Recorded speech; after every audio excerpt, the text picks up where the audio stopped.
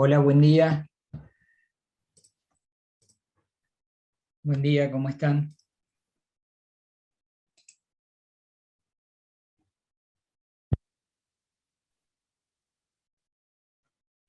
Hola, buen día. ¿Cómo va? Buen día, bien, ¿ustedes? Hola, buen día. Hola, buenas. Buen día, ¿cómo andan? Avísame, Pablo, cuando estemos.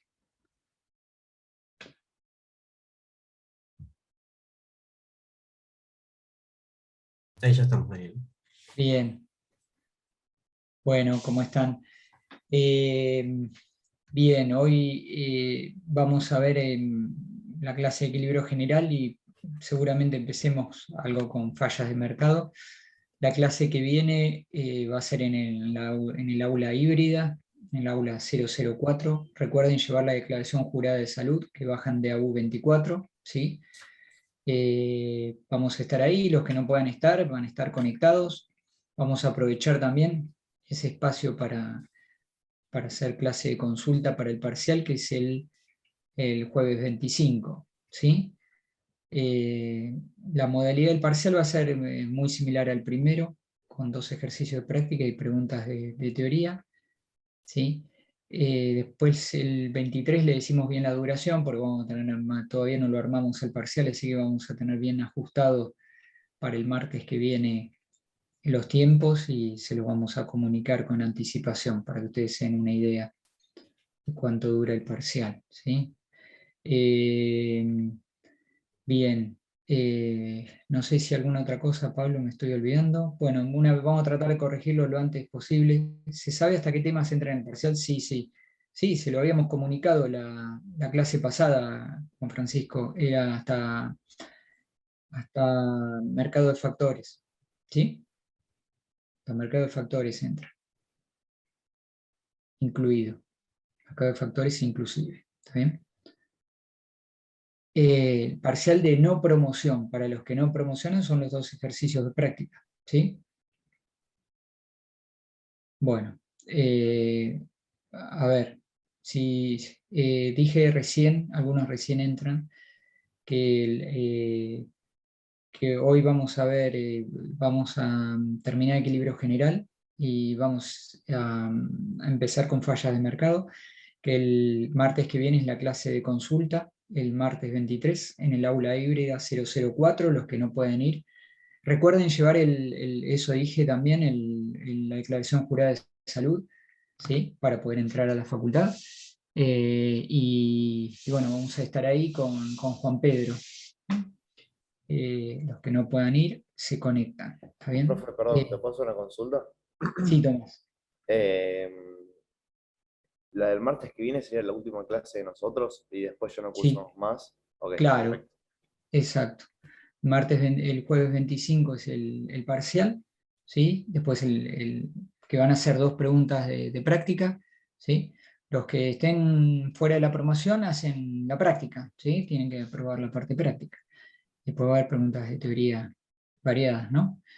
Eh, y después vamos a tratar de, obviamente, corregirlo cuanto antes, tenerlo corregido para el martes 30, ¿sí?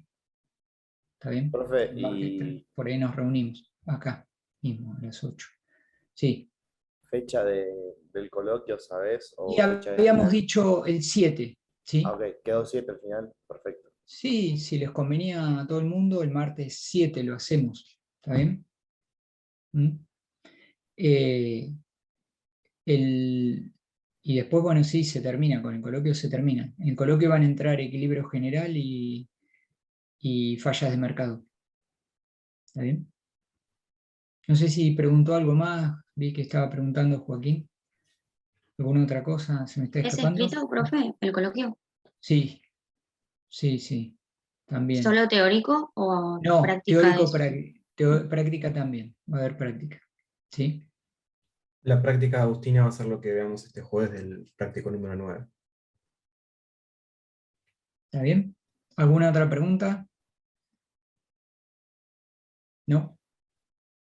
Bien, Entonces, de práctica sería hasta el trabajo 8 para el parcial y el 9 entrarían en coloquio. Exactamente. Perfecto. bien. Bien, bueno, cualquier cosa después de la clase lo conversamos. Les voy a presentar de vuelta, vamos a la presentación. ¿Sí?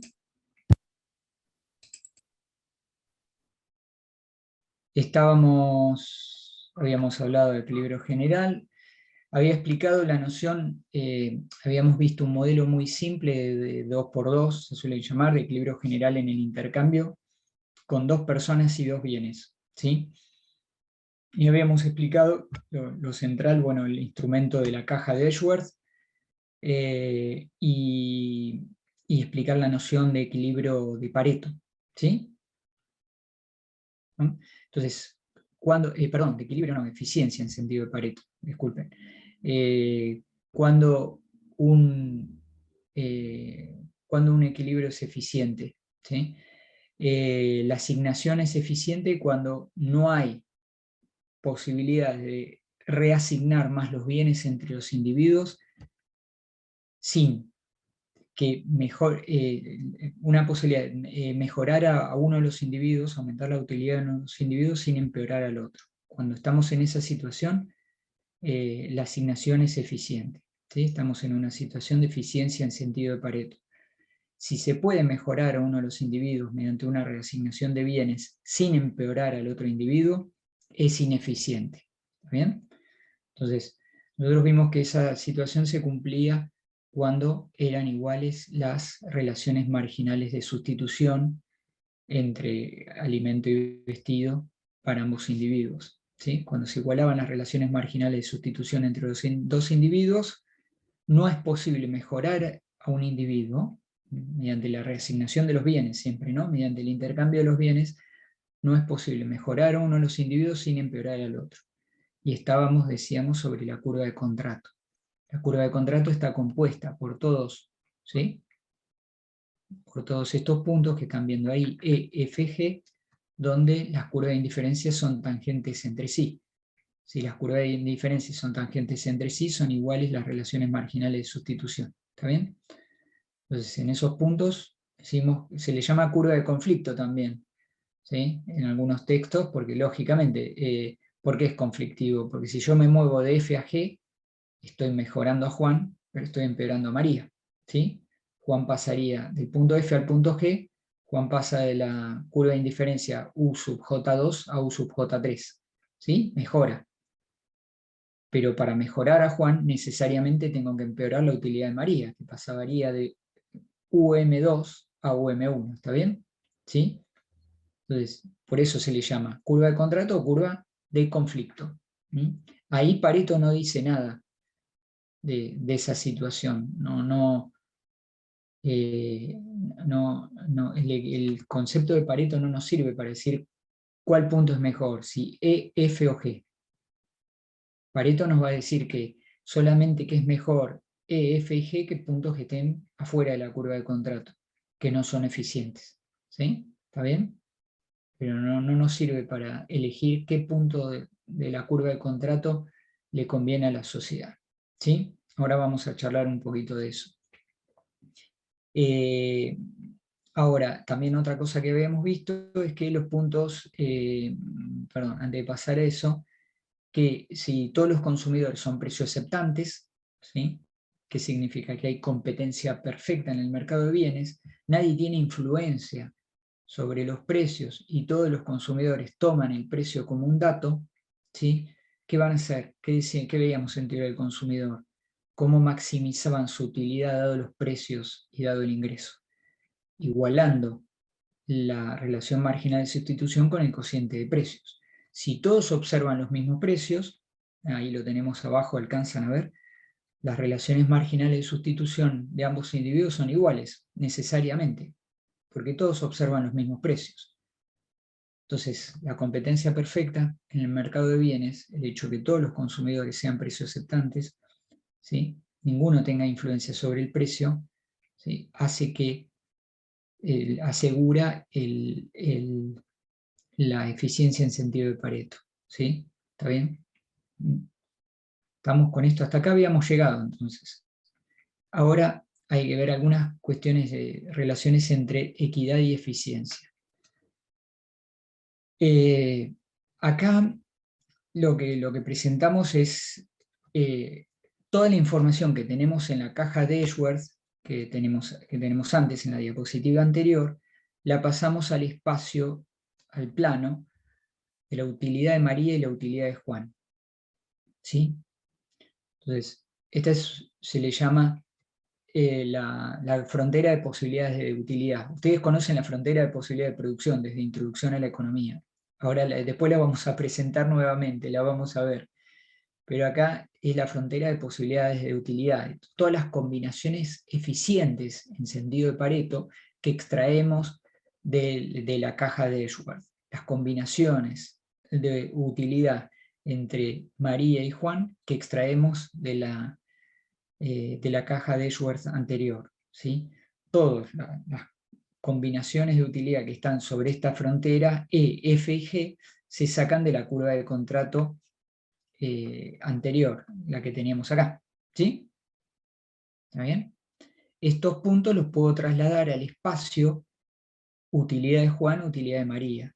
Entonces ahí vemos que si estamos, ¿sí?, en este espacio, estamos en este extremo, ¿sí?, en este punto, OJ, ¿qué significa? Que Juan no consume nada, consume 0. Entonces la utilidad es 0. ¿Sí? A medida que Juan va consumiendo, obviamente va teniendo más utilidad. Pero en este extremo, la utilidad de María sería máxima porque consume el total de bienes disponibles en la economía, todo el alimento y todos los vestidos lo consume María. ¿Sí? Si nos vamos al otro extremo, ¿sí?, de la caja de Edgeworth, acá María no consume nada, la utilidad es 0. Juan, en cambio, consume todos los bienes. ¿Está?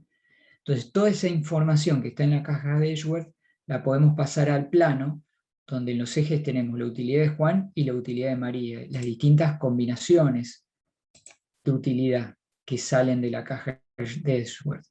Las que están, obviamente todas las combinaciones que están sobre esta frontera de posibilidades de utilidad, representan puntos eficientes en sentido de Pareto. ¿Sí?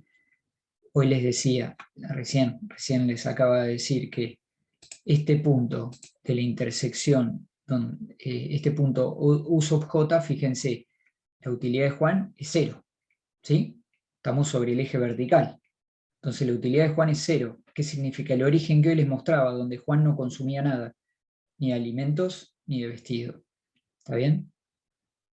Este es un extremo de la frontera de posibilidad de utilidad. El otro extremo es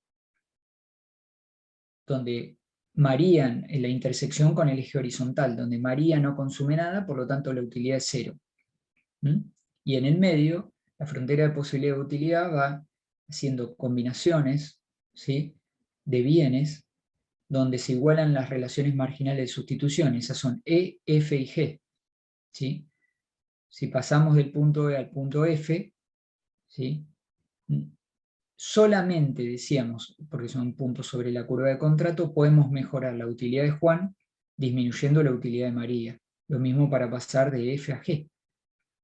Solamente podemos mejorar la utilidad de Juan mejorando la utilidad de María. ¿Sí? ¿Está bien? Entonces, todos estos puntos son eficientes en sentido de Pareto, para mejorar la utilidad de uno de los individuos mediante una reasignación de bienes, de alimento y vestido entre ambos. Lo puedo hacer si al mejorar la utilidad de un individuo empeoro la del otro. ¿Sí? ¿Está bien? La ventaja, obviamente, del concepto de Pareto es eso, que no permite, que no necesito comparaciones de utilidad entre individuos. No necesito decir quién gana más, comparar que el aumento de la utilidad de un individuo con la del otro. Porque acá es necesariamente yo soy ineficiente cuando puedo mejorar la utilidad de un individuo sin empeorar la del otro. ¿Sí? Ahí no soy eficiente. Y soy eficiente cuando para mejorar la utilidad del individuo necesariamente lo hago a costa de la disminución de la utilidad del otro individuo. Ahora, lo que no nos dice Pareto es cuál para una sociedad, sobre todo, esta sociedad está compuesta por dos individuos, qué punto es deseable y qué no. Es decir, no nos sirve para definiciones en términos de equidad. Porque para una sociedad, el punto OJ es un punto sobre la frontera de posibilidad de utilidad.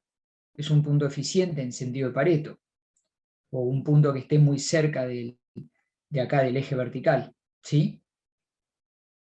Pero es deseable para la sociedad que Juan no consuma prácticamente nada y María consuma todo, que un sector de la sociedad tenga una alta capacidad de consumo y mucha utilidad y el resto no tenga nada, aunque sea eficiente en sentido de Pareto. Entonces, para medir eso, para estudiar un poquito ese tema, esto no está en este libro, pero para ver un poquito más cuestiones de equidad, podemos agregar lo que son una función de bienestar social, ¿sí? Que muestra el bienestar de la sociedad, esta sociedad obviamente muy simple, entre dos individuos, ¿sí? La utilidad de estos dos individuos, ¿sí? Reflejada como si fuera una curva de indiferencia, solamente que está compuesta por la utilidad de ambos individuos, esta función de bienestar social. Entonces, una curva de indiferencia social muestra precisamente las distintas combinaciones de utilidad entre ambos individuos que le dan un mismo nivel de utilidad a la sociedad, ¿sí? Diferentes combinaciones, fíjense, son estas curvas de indiferencia social las que aparecen ahora en rojo, distintas combinaciones de utilidad entre ambos individuos que le dan el mismo nivel de utilidad a la sociedad.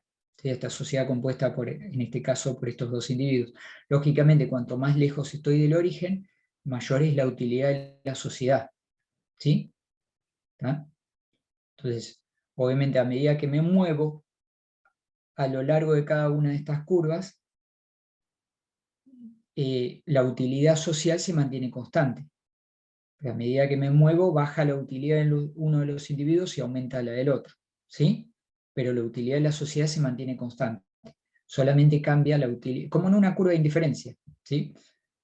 Solamente cambia la utilidad de la sociedad cuando me muevo hacia la derecha, hacia otra función que está hacia otra curva que está más lejos del origen, ¿está bien? Entonces, acá, por ejemplo, el punto A, ¿sí? ¿Lo ven al punto A?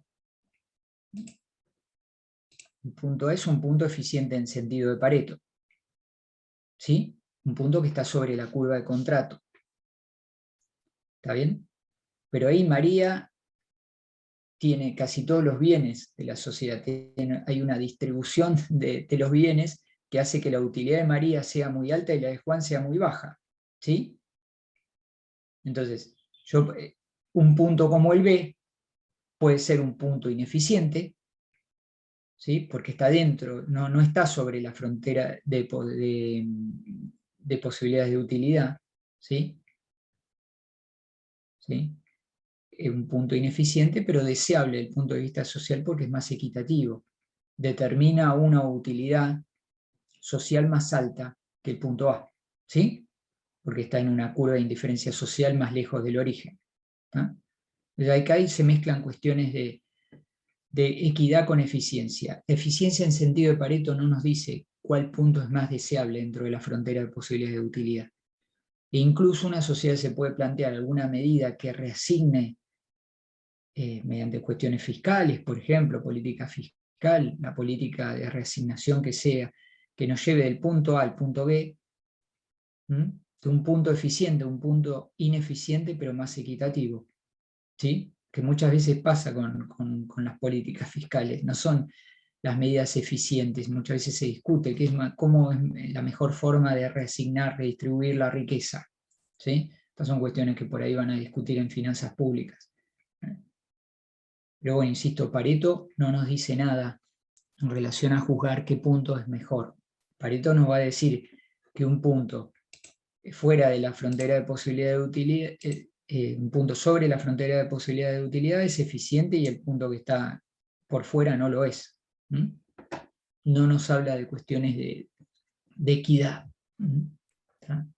Dani, Bien. acá Iñaki pregunta algo que lo está respondiendo. Dice, ¿los puntos más allá de la frontera son inalcanzables y los que están Claro. debajo ineficientes? Se pregunta. Lo preguntó Claro, antes que vos empieces el desarrollo, pero supongo que está la respuesta con tu desarrollo. Claro, exactamente, porque el punto B es un punto que mediante una reasignación es posible, de acuerdo a Pareto, es posible una reasignación de bienes, en este caso de bienes entre los dos individuos, que haga que mejore uno de los individuos sin que empeore el otro. ¿Sí? En el punto B.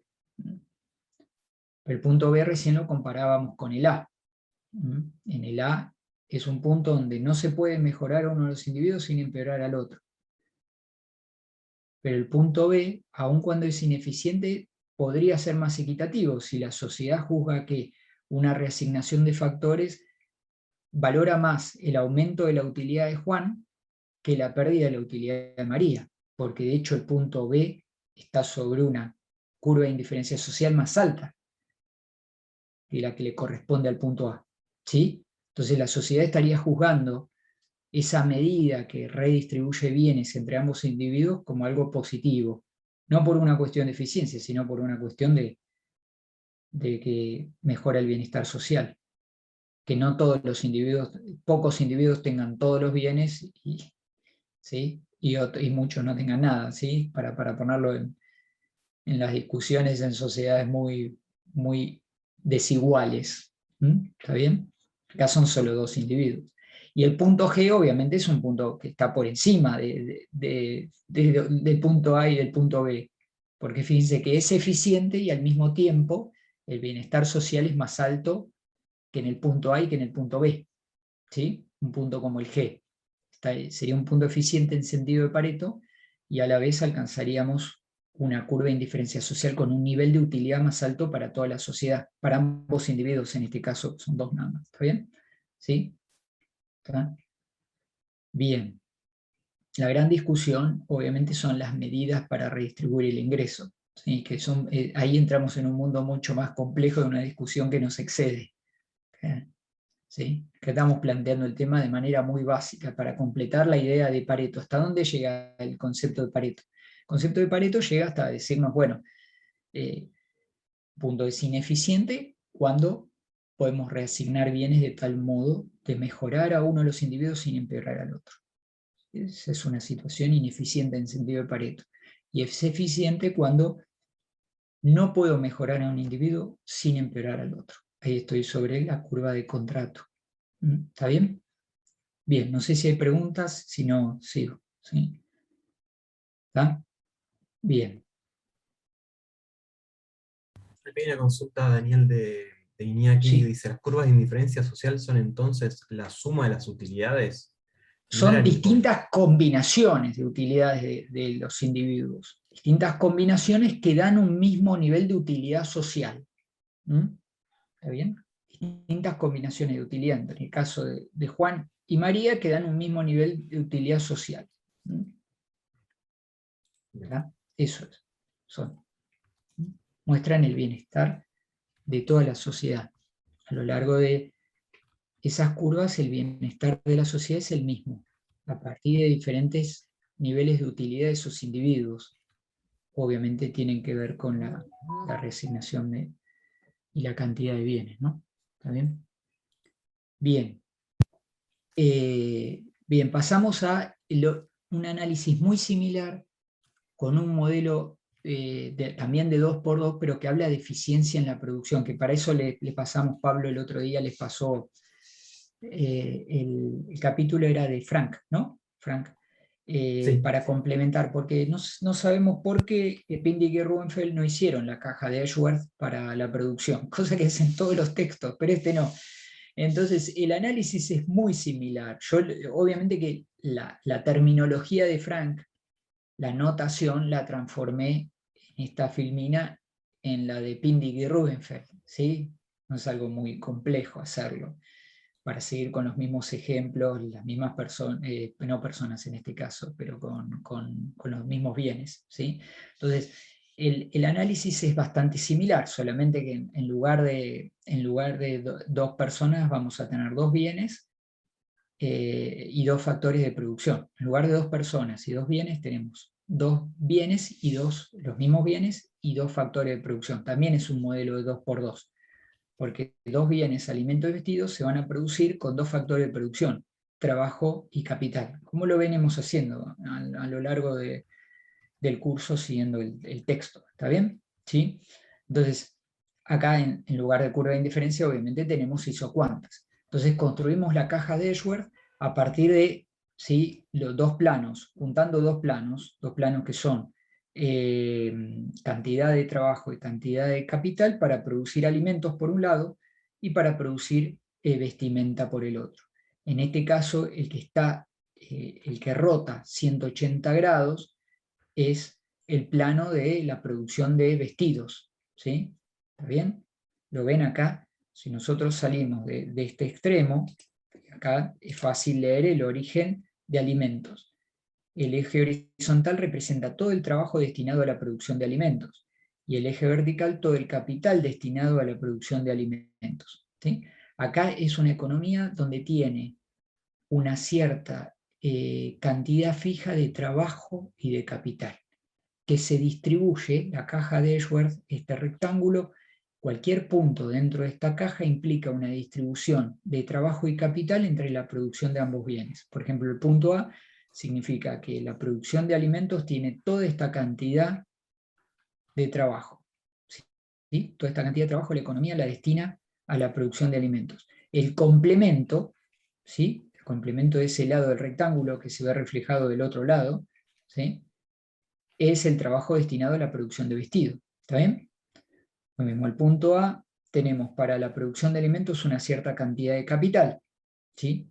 Todo lo que no utiliza, fíjense, todo lo que no utiliza de capital la producción de alimentos, lo utiliza la producción de vestidos, ¿sí? Solamente que la producción de vestidos está reflejado en el extremo opuesto, ¿sí? Acá en este punto que estoy marcando con el puntero, la cantidad de trabajo y capital destinado al vestido es 0, ¿sí? Si yo me voy moviendo para abajo y para la izquierda, ¿sí?, la producción de vestido va teniendo trabajo y capital y bueno, va produciendo vestidos, ¿sí? ¿Está bien? Es decir, para abajo, en este lado del rectángulo, mido el capital destinado a la producción de vestido, y en el eje superior horizontal, ¿sí?, hacia la izquierda voy midiendo la cantidad de trabajo destinado al vestido. ¿Está? El punto A reflejaría que toda esta cantidad de trabajo está destinado a la producción de vestido, y toda esta cantidad de capital está destinado a la producción de vestido. ¿Está bien? Son modelos bien neoclásicos, porque no hay recursos ociosos. Todos los factores de producción están empleados, ¿sí? Fíjense, no hay desempleo acá. Todo el trabajo de la economía que está representado por el lado horizontal del rectángulo es toda la cantidad que dispone, toda la fuerza laboral, podemos decir, de la economía, está empleada, o bien en la producción de alimentos o bien en la producción de vestido, ¿sí? Lo mismo el capital.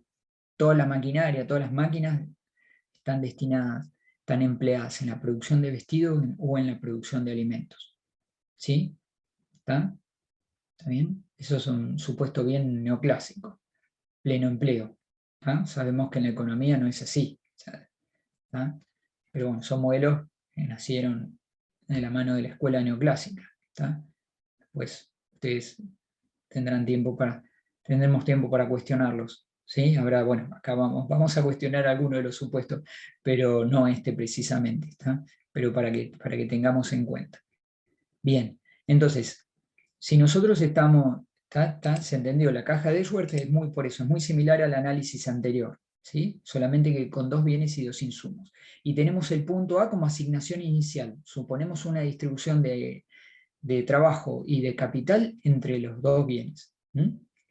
¿Por qué es ineficiente? ¿Por qué decimos que es ineficiente? Primero, es ineficiente. Y veamos, a ver. Nosotros, si partimos del punto A, ¿qué podemos decir?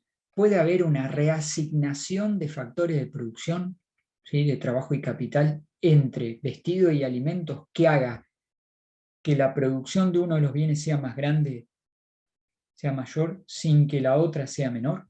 ¿Sí? Perdón, no hablé de las isocuantas, me faltó mencionar las isocuantas, ustedes la ven claramente ahí, tan lógicamente que las isocuantas del alimento están representadas, ¿sí?, en color rojo, ¿sí? Cuanto más cantidad de vestido de alimento destinada a la producción de alimentos, obviamente implica niveles de producción mayor. Por eso QA2 es mayor a QA1, QA3 mayor a QA2 y QA4, ¿sí? Mayor a QA3.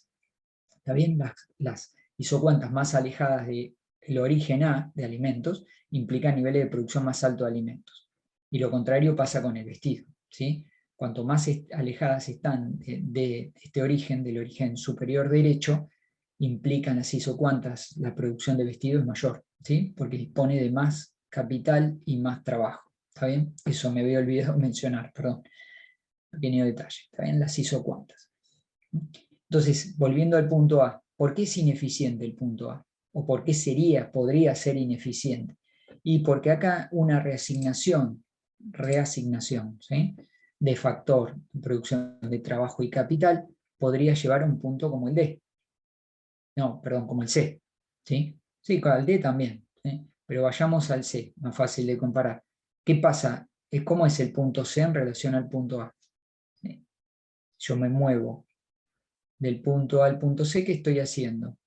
La producción de vestidos se mantiene constante, porque estoy sobre la misma curva isocuanta, ¿sí? Sobre la misma isocuanta.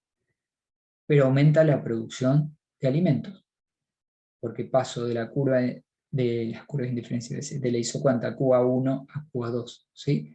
Entonces, pasando con una reasignación de trabajo, cediendo trabajo de la producción de alimentos a la producción de vestido y aumentando, si digo bien, cediendo trabajo de la producción de alimentos a la producción de vestido y reasignando capital de la producción de vestido a la producción de alimentos, puedo producir más alimentos y la misma cantidad de vestido, ¿sí? Pasando del punto A al punto C. Entonces, ¿qué quiere decir? Que A es ineficiente, porque puedo aumentar la producción de uno de los bienes sin disminuir la del otro. ¿Está bien? ¿Sí? En el punto C ya no lo puedo hacer. ¿Sí? El punto C es eficiente, porque para aumentar la producción de vestido, ahí las relaciones marginal de sustitución técnica son iguales. Entonces, para aumentar la producción de alimentos necesariamente tengo que disminuir la de vestido, o para aumentar la producción de vestido tengo que disminuir necesariamente la de alimentos, pasando del punto C al punto B. ¿Sí? Acá no se ve mucho la tangencia, porque están un poquito separados, pero eso fue un error mío dejarlo ahí, pero supuestamente son tangentes acá en el punto C, ambas isocuantas. ¿Está bien? ¿Sí? Bien. Entonces los puntos B, C, D y E, las isocuantas son tangentes entre sí, lo que significa que la relación marginal de sustitución técnica son iguales. ¿Sí? Por eso son puntos eficientes. ¿Está bien? ¿Sí? No puedo, si la relación marginal de sustitución técnica, una reasignación de factores de producción, no va a ser, no hay nuevas reasignaciones que me permitan aumentar la producción de uno de los bienes sin disminuir la del otro. Lo mismo que pasaba con la relación marginal de sustitución en el intercambio de bienes. ¿Está? Entonces, los puntos donde las relaciones marginales de sustitución técnica son iguales, como B, C, D y E, ¿sí? Son puntos eficientes en sentido de Pareto. Y están sobre lo que llamamos también curva de contrato. ¿Sí? Se le llama la curva de contrato. ¿Estamos? ¿Sí? ¿Hay alguna consulta acá, Pablo? ¿No? El análisis No. es simétrico al que vemos con los dos consumidores y los dos bienes. Es bastante simétrico. Solamente que hablamos de isocuantas, de factores de producción y de isocuantas. ¿Está bien? Sí, pero la idea es la misma. Hablamos de reasignación de factores de producción. En lugar de reasignar bienes entre los individuos, reasignar factores entre la producción de ambos bienes. Y bueno, y ahora podemos volver a ver la frontera de posibilidad de producción que ustedes vienen viendo desde Introducción a la Economía, solamente con un nuevo elemento más. Porque de esta curva de contrato, que acabamos de expresar acá, explicar acá, se deriva la frontera de posibilidad de producción. ¿Sí? En los ejes ustedes saben bien, en la frontera de posibilidad de producción, ¿qué tienen? ¿Sí? Tienen bienes. ¿Y qué expresa la frontera de posibilidad de producción? Las máximas cantidades que se puede expresar, o sea, yo puedo partir de un punto del eje horizontal y decir la máxima producción que puedo realizar de un bien dada la producción del otro, ¿sí? Es decir, dada la producción de vestido, ¿qué es lo máximo que puedo producir de alimentos con una cierta cantidad de factores y una tecnología dada? ¿Sí? La cantidad de factores de producción está fija. Entonces, ¿cuál es la máxima producción de vestido que puedo alcanzar, dada la producción de alimentos, cuando está dada la cantidad de los factores de producción y con una cierta tecnología, con la mejor tecnología posible? ¿Está bien? ¿Sí? Eso ustedes ya lo saben, ya lo conocen. ¿Sí? Entonces, fíjense que sacamos los mismos puntos que teníamos antes, están sobre la frontera de posibilidad de producción, B, C, D y E, ¿está bien? Y son eficientes en sentido de Pareto. Este es el nuevo concepto, que ahora los puntos de la frontera de posibilidad de producción son eficientes en sentido de Pareto, porque implica pasar del punto B al punto C, ¿sí? Implica que para aumentar la producción de alimentos, solo lo puedo hacer a través de una disminución de la producción del vestido. ¿Sí? ¿Está? En cambio, si estoy en el punto A, como estábamos antes, fuera de la curva de contrato, puedo aumentar la producción de, fíjense, si paso del punto A al punto C, ¿sí? Puedo aumentar la producción de alimentos sin disminuir la de vestido. ¿Está? O puedo aumentar la producción de vestido sin disminuir la de alimentos. ¿Sí? ¿Por qué? Porque el punto A estaba fuera de la curva de contrato, es lo que teníamos acá antes. ¿Sí? Punto A implica que voy al punto C aumentando la producción de alimentos sin disminuir la de vestido, o bien voy al punto B donde aumento la producción de vestido sin disminuir la de alimentos, manteniendo constante la de alimentos. Por eso el punto A es ineficiente, porque se puede aumentar la producción de al menos uno de los bienes sin disminuir la del otro. ¿Sí? O podríamos ir a un punto intermedio entre B y C, ¿sí? Donde aumento la producción de ambos. ¿Sí? Un punto intermedio entre B y C implicaría una reasignación de factores de producción que me aumenta la producción de ambos. Acá estaríamos en un punto intermedio, acá, ¿sí? Voy arriba y a la derecha de A, me muevo en este sentido, ¿sí? Alcanzo la frontera de posibilidades de producción, aumentando la producción de ambos bienes. ¿Está? ¿Sí? ¿Venimos bien hasta acá, Pablo? Sí, ¿Se entiende? ninguna consulta. ¿Se entiende, no? Bien. Entonces, ya expliqué por qué los puntos B, C, D y E son eficientes. Son puntos sobre la curva de contrato de la caja de Edgeworth de intercambio en la producción que vimos recién. El punto A es ineficiente, lo acabo de explicar también. ¿Sí? Queda claro por qué es ineficiente. Siempre ineficiente en sentido de Pareto. Ven que estamos viendo otra definición de eficiencia. En este caso, según el concepto de Pareto. Entonces, otra, ¿por qué la frontera de posibilidad de producción tiene pendiente negativa? Esto lo saben ustedes ya, ¿sí? Los factores de producción están plenamente empleados todo el tiempo. Entonces, para producir más de alimento, tengo que reasignar factores de producción. ¿De dónde saco los factores de producción? Del vestido. ¿Sí? Es el único lado que sale si están plenamente ocupados todo el tiempo. ¿Sí?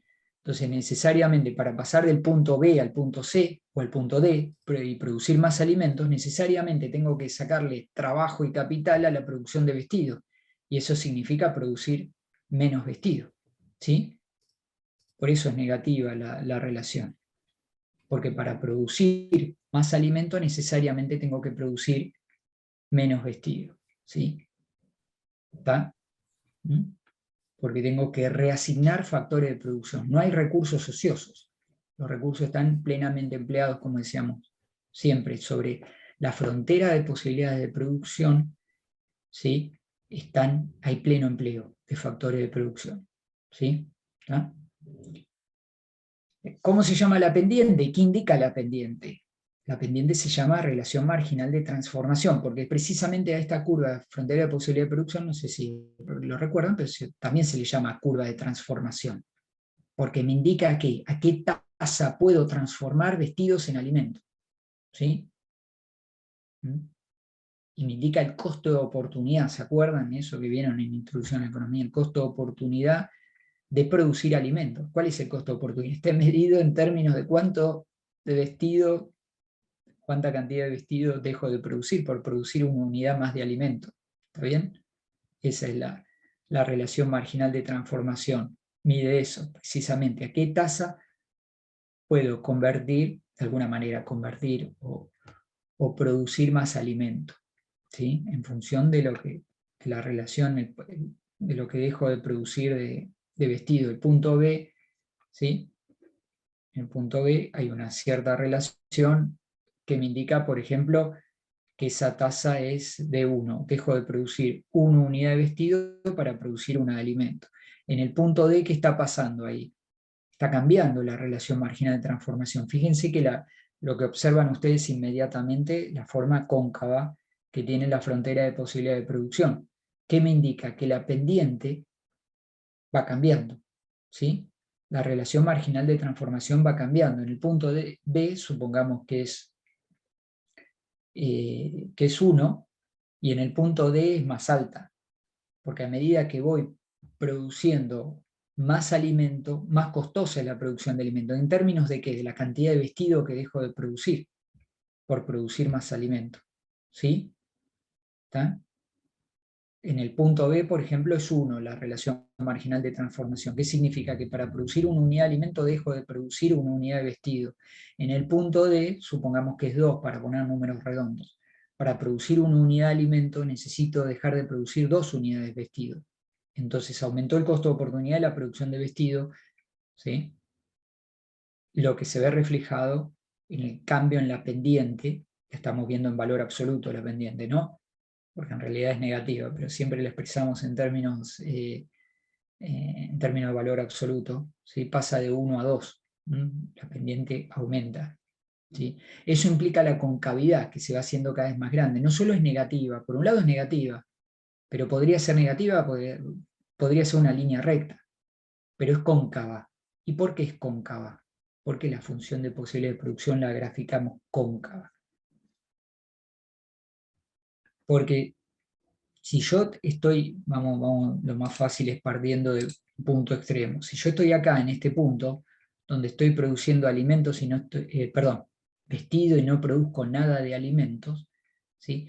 Todos los factores de producción en este extremo, en este punto de la frontera de posibilidad de producción, insisto, sobre el eje, en contacto que intersecta el eje vertical, ¿sí? Todos los factores de producción están destinados a la producción de vestido, ¿sí?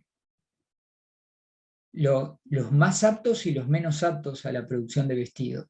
¿Está bien?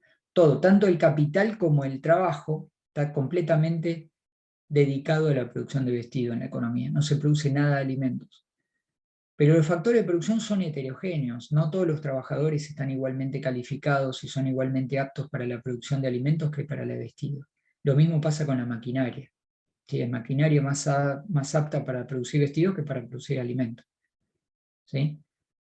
Ahora, si la economía decidiera, imagínense una economía centralmente planificada y alguien decide, bueno, vamos a dejar de producir algo de vestido, la gente necesita alimentos, ¿sí? No puede andar completamente vestido y sin comer nada, es obvio, ¿no? Entonces, vamos a producir algo de alimentos. ¿Qué haría el planificador central? Y primero tomaría a los trabajadores que son poco aptos para la producción de vestido, ¿sí? Los menos aptos para la producción de vestido, y la maquinaria también, que no es apta para la producción del vestido, y la reasignaría a la producción de alimentos. ¿Sí? Entonces, como esa maquinaria, esos trabajadores son poco aptos, poco productivos en la producción de vestido, la producción de vestido caería poco en principio, si pasamos del punto de la intersección a este punto que estoy señalando con el cursor, con el puntero láser. ¿Sí? Entonces se dejaría de producir muy poco de vestido para producir una cierta cantidad de alimentos, ¿sí? Reasignando esos factores de producción. Por eso el costo de oportunidad es muy bajo de producir alimentos. Dejo de producir poco alimentos. Y eso se ve reflejado en la relación marginal de transformación. ¿Sí? ¿Está bien? ¿Sí? A medida que voy produciendo más alimento, le voy sacando a la producción de vestido recursos que son más aptos para la producción de vestido y menos aptos para la producción de alimentos. Eso va aumentando el costo relativo de producir alimentos, ¿sí? Y eso se ve reflejado en la relación marginal de transformación. ¿Está? Que lo podemos expresar de otra manera también, en relación a los costos de producción que decíamos recién. En O sub A, en la intersección de la frontera de posibilidad de producción con el eje vertical, el costo marginal de producir alimentos es muy bajo. ¿Sí? ¿Cuánto cuesta producir una unidad de alimentos? Y muy bajito, por lo que decíamos antes. Yo voy a reasignar factores de producción que son muy aptos para la producción de alimentos. Entonces, producir una unidad más de alimentos en las cercanías de la intersección de la frontera de posibilidad de producción con el eje vertical es muy bajo. En cambio, lo contrario, el costo marginal de producir vestido es muy elevado. Una unidad más de vestido en ese sector de la frontera de posibilidad de producción, donde estoy dedicando todos los factores de producción a producir vestido, es muy alto, por lo que decíamos antes, que son factores poco productivos para producir vestidos, estoy utilizando. Entonces podemos expresar la relación marginal de transformación como el cociente entre el costo marginal de producir alimentos y el costo marginal de producir vestido, que es muy bajo, ¿sí? Ese costo relativo es muy bajo en las cercanías de este punto sub A. ¿Sí? A medida que voy produciendo más alimento y menos vestido, va aumentando el costo marginal de producir alimentos y va disminuyendo el costo marginal de producir vestido. Entonces se puede expresar la pendiente, la relación marginal de transformación, la pendiente de la frontera de posibilidad de producción como el cociente entre los costos marginales. ¿Sí? La relación marginal de transformación es igual al costo marginal de alimentos en relación al costo marginal de vestido. ¿Está? ¿Sí? Es un agregado a lo que ustedes ya vienen viendo, no cambia nada, ¿sí? Solamente entender que por qué son eficientes, ya extraemos la frontera de posibilidades de producción de la caja de Edgeworth, entendemos mejor que la cantidad de factores de producción está fijo, y expresamos de otra manera la pendiente y explicamos la concavidad, ¿sí? La pendiente negativa y la concavidad de la frontera de posibilidad de producción. ¿Hasta acá alguna pregunta, Pablo? No, ninguna, soy Oh, Juan. Juan No hay Pablo. ninguna, Dani. Bueno. Estaba la Bueno. última, la de Tomás, que se estuvo charlando sobre la productividad. No hay ninguna. Bien, bárbaro. Bien, bueno, avanzo un poquitito más y hacemos una pausa, deben estar Dale, cansados. dale. Sí, una cuestión más para cerrar el tema es que, ¿qué pasa cuando el mercado de factores, los mercados de factores, tanto de trabajo como de capital, son competitivos? Hay competencia perfecta en el mercado, en ambos mercados de factores, tanto en el de trabajo como el de capital. ¿Qué pasa cuando hay competencia perfecta en el mercado de factores? Ustedes acaban de dar el test y bueno, están preparando, lo vimos en las últimas clases. No hay poder de mercado, ¿no? Cada vez que decimos competencia perfecta no hay poder de mercado. Los empresarios pueden demandar todo lo que quieran de ambos factores sin cambiar el precio del factor. ¿Sí? ¿Está bien? Entonces, si todas las empresas pueden demandar todo lo que quieran del factor, enfrenta curvas de oferta perfectamente horizontales. Lo que significaría que todas las empresas, ambas empresas de alimento y vestido, acá tenemos dos productores, todas las empresas de productores de vestido y alimento, pueden demandar todo lo que quieran de trabajo y capital al mismo salario y a la misma renta del capital, el costo del trabajo y el costo del capital se mantienen constantes, ¿sí? Para los sectores que lo demandan. Entonces observan los mismos precios de los factores de producción. ¿Está bien? Entonces cuando minimizan los costos de producción, ¿qué hacen? ¿Qué hacíamos cuando minimizábamos los costos de producción de un nivel de producción dado, de un Q dado? Igualábamos la relación marginal de sustitución técnica con el cociente de los precios de los factores, ¿sí? Hacíamos tangente la isocuanta con la isocosto, ¿se acuerdan? ¿Sí? Y ambos tienen obviamente pendiente negativa, pero lo expresábamos positivamente. La relación marginal de sustitución técnica es el cambio, la pendiente de la isocuanta con signo cambiado, ¿se acuerdan?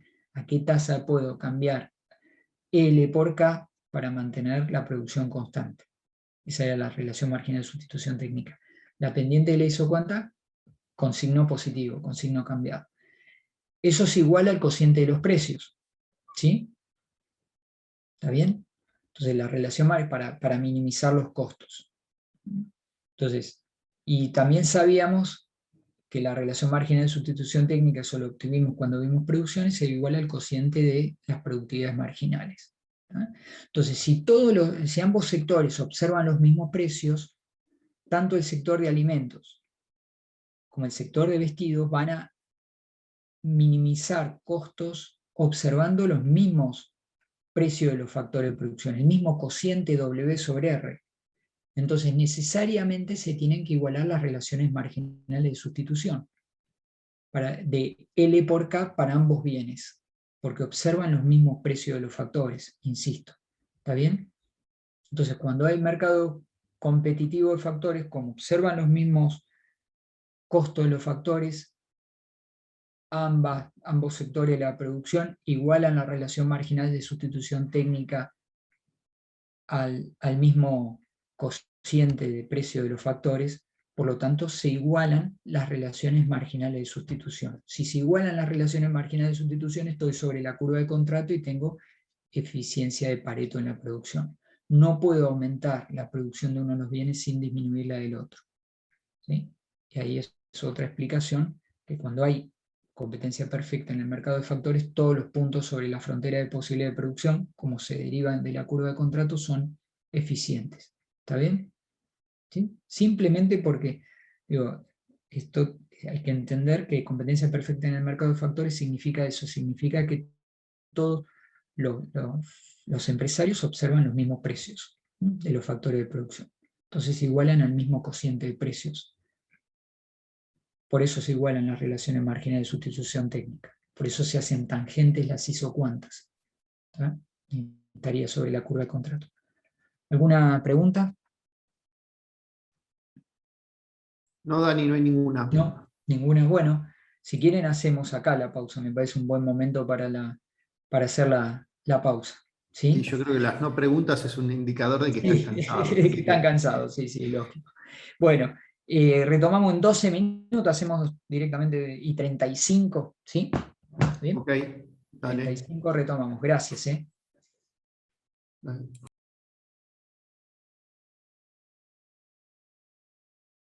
Bueno, ¿estamos para seguir? ¿Sí? Dale, sí. Bien, bárbaro. Bueno, pongo la presentación de nuevo. Seguimos con equilibrio general. A ver, un segundo. Estábamos acá, habíamos hablado del mercado competitivo de factores que aseguraba eficiencia en la producción. No, esto ya lo vimos. Bien. Acá, bueno, la eficiencia en el mercado de productos le llama, es un poco ver equilibrio general tanto en la producción como en el intercambio. Acá la pregunta es, ¿produce la sociedad los bienes que demandan los individuos? ¿Produce la combinación de alimento y vestido que demandan los consumidores? ¿Sí? Esa es la pregunta. Entonces combinamos la eficiencia en el intercambio con la eficiencia en la producción. Y para eso fíjense que acá está construido, fíjense, está superpuesto, ¿sí? La frontera de posibilidades de producción está dibujada, fíjense, alimento, las distintas combinaciones eficientes de alimento y vestido, y a partir de una cierta combinación de producción, el punto B, arbitrario, ¿sí? Se elige, no hay ninguna razón por la cual puede ser el punto B, ¿sí? Se distribuye esa producción de vestido y de alimento, por eso está construida una caja de Edgeworth dentro de la frontera de posibilidad de producción, ¿sí? Supongamos que la economía está produciendo en el punto B, ¿sí?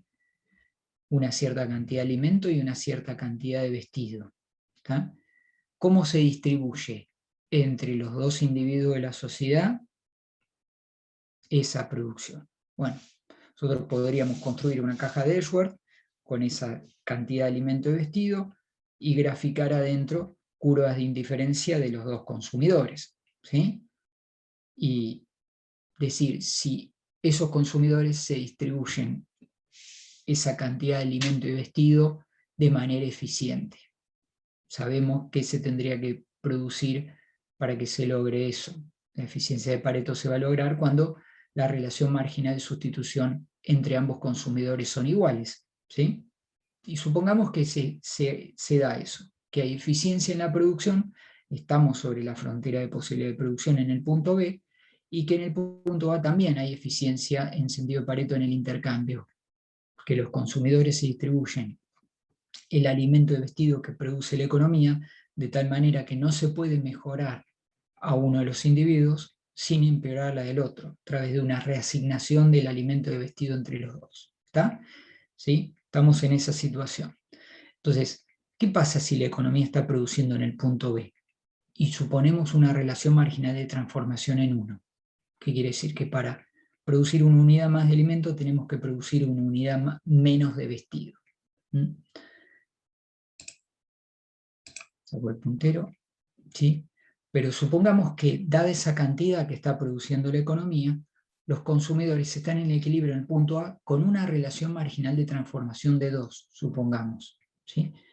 Quiere decir, no le den mucha bolilla si miran la pendiente ahí en el punto A. Supongamos que es 2. ¿Qué significa? Que los consumidores en ese punto, en la igualdad de las relaciones marginales de sustitución, están dispuestos a sacrificar 2 unidades de vestido por una más de alimento. ¿Sí? Entonces la economía está en un punto en que la curva de transformación o la frontera de posibilidad de producción dice que para producir una unidad más de alimentos se puede producir una unidad más de alimentos sacrificando una unidad de vestido. Pero los consumidores están dispuestos a sacrificar 2 unidades de vestido por una de alimento. ¿Qué significa eso? La sociedad podría producir una unidad más de alimentos sacrificando una de vestido, ¿sí? Y dejar una unidad, quedaría una unidad más de producción de vestido para distribuir entre los dos individuos, y los individuos podrían estar mejor. Por eso la combinación de producción de alimento y vestido no es la óptima. Los consumidores valoran más al alimento de lo que cuesta producirlo, ¿sí? ¿Está? ¿Por qué valoran más al alimento? Porque están dispuestos a ceder 2 unidades de vestido por una unidad más de alimento. Cuando desde el punto de vista productivo es necesario sacrificar solamente una unidad de vestido para producir una unidad más de alimento. Entonces, la economía produce poco de alimentos. Desde el punto de vista de los consumidores, convendría producir más alimentos, ¿sí? Por eso la combinación que produce la economía no es la óptima. La economía debería producir más alimentos, con eso obviamente aumentaría la tasa marginal de transformación. A medida que produzco más alimentos, más costoso en términos de los vestidos que dejo de producir, hasta que se igualen ambas, la relación marginal de sustitución con la relación marginal de transformación. Ahí se produciría el equilibrio, el punto eficiente entre la producción y el intercambio, ¿sí? En producción y consumo. Entonces, la combinación eficiente se va a producir cuando se igualen la relación marginal de transformación, es decir, la pendiente de la frontera de posibilidad de producción, con la relación marginal de sustitución de alimento, de vestido por alimento de ambos consumidores. Se tiene que dar esa situación para que la economía produzca la combinación de alimento y vestido óptima para los consumidores. ¿Está bien? ¿Alguna pregunta hasta ahí? Pablo, Juan Pedro. No. ¿No? Bien. Combinamos el análisis de eficiencia en el intercambio con eficiencia en la producción, ¿sí? Para responder esa pregunta. ¿Produce la sociedad la combinación de alimentos y vestido óptima desde el punto de vista del consumo? Bueno, se tiene que dar esta relación, que la pendiente de la frontera de posibilidad de producción tenga que ser igual a la relación marginal de sustitución de la curva de contrato en el intercambio de esos bienes entre los dos consumidores. Bien, cuando los mercados de productos son perfectamente competitivos, ¿qué van a hacer? Los consumidores asignan su presupuesto, ¿sí? Van a elegir la combinación de bienes donde sabemos esto desde antes de equilibrio general, que la relación marginal de sustitución tiene que ser igual al cociente de precios. Porque recuerden, los consumidores hacen, para maximizar el nivel de utilidad, igualan hacen tangente la curva de indiferencia con la recta del presupuesto, ¿sí? Las empresas también van a producir en el punto donde el precio es igual al costo marginal, ¿sí? Si las empresas son competitivas, estamos hablando de mercados perfectamente competitivos. Las empresas competitivas, que decíamos, y esto no se lo pueden olvidar, esto lo tienen que saber muy bien para el parcial, ¿sí? El equilibrio competitivo, tanto de corto como de largo plazo, ¿sí? El precio es igual al ingreso marginal y es igual al costo marginal. En ambos mercados se tiene que dar esto porque ambos mercados son competitivos. ¿Está bien? ¿Sí? Como la relación marginal de transformación es igual al cociente de los costos marginales de producción, si se da esto, ¿sí? Si se dan estas dos igualdades, se tiene que dar la siguiente igualdad. El cociente de los precios tiene que ser igual al cociente de los costos marginales, ¿sí? Si los mercados de bienes son competitivos. Entonces, si el cociente de los costos marginales será igual a la relación marginal de transformación, y el cociente de los precios es igual a la relación marginal de sustitución cuando optimizan en el consumo los consumidores. ¿Está bien? Entonces, si se da esta igualdad de costo marginal relativo igual a los precios relativos, se tiene que igualar la relación marginal de transformación, ¿sí?, con la relación marginal de sustitución. Y eso nos asegura que la economía está produciendo, ¿sí?, la combinación óptima de bienes que demandan los consumidores. ¿Sí? Entonces, si todos los mercados, tanto de productos como de factores, son competitivos, esto me lleva a que, de acuerdo a lo que vimos en el análisis anterior, la relación marginal de transformación sea igual a la relación marginal de sustitución. ¿Sí? ¿Está? Entonces, esto me asegura que la economía está produciendo la combinación de alimentos y bienes que demandan los consumidores, la combinación óptima que demandan los consumidores. ¿Sí? ¿Está bien? Para eso necesito mercados perfectamente competitivos. Bien, para ir cerrando todo un repaso, al final esto es el capítulo, ahora les voy a decir bien, el capítulo 16, pero acá ya vamos al final, casi al final del capítulo 16, porque está el capítulo 16.5 no entra, ¿sí? Esto lo van a ver después, más adelante en la carrera, que los beneficios derivados del libre comercio, un análisis estático a partir de reasignación de factores de la apertura del comercio, eso no lo vamos a tomar, el punto 16.5 no va, pero todo lo demás, prácticamente el capítulo está incluido. ¿Sí? Y la última parte, o la anteúltima parte, mejor dicho, ¿sí?, la parte de 16.6, habla perfectamente de mercados competitivos y eficiencia. Hace un repaso por todo el resto del capítulo. ¿Está bien? Entonces, esto precisamente es el punto 16.6 del capítulo. Entonces, en la eficiencia en el intercambio, cuando tenemos dos bienes y dos consumidores, para que haya eficiencia en sentido de Pareto, ¿qué dijimos cuando veíamos la caja de Schwartz? Que los puntos eficientes son aquellos que están sobre la curva de contrato, donde se igualan, ¿sí?, la relación marginal de sustitución de alimento por vestido, vestido por alimento, para Juan y para María, ¿sí?, siguiendo el ejemplo que yo les estaba dando. Ahí en el texto hay otros nombres, a mí me gustaron más Juan y María y puse eso, ¿sí? Bien, pero lo importante es entender esto, que hay eficiencia en el intercambio cuando se igualan las relaciones marginales de sustitución. En ese punto no se puede mejorar la utilidad de Juan sin disminuir la utilidad de María, y al revés, no se puede mejorar la utilidad de María sin disminuir la de Juan, mediante una reasignación de bienes. Un mercado competitivo logra esto porque todos los consumidores observan los mismos precios de los bienes y todos maximizan el nivel de utilidad, ¿sí? Igualando la curva de indiferencia, haciendo tangente la curva de indiferencia con la recta de presupuesto. Entonces igualan la relación marginal de sustitución con los mismos precios, ¿sí? Observan los mismos precios. Entonces, el mercado competitivo asegura eficiencia en el intercambio. Esto fue lo que dijimos antes. Por el lado de la producción, ¿qué ocurre? ¿Sí? Hay eficiencia en la producción, dijimos, están sobre la curva de contrato, cuando se igualan la relación marginal de sustitución técnica de K por L. ¿Cuándo se da esto? ¿Sí? Cuando los mercados de factores son competitivos, todos los productores observan los mismos precios de los factores. Para minimizar el costo de producción, igualan, hacen tangente la isocuanta con la pendiente de la isocosto.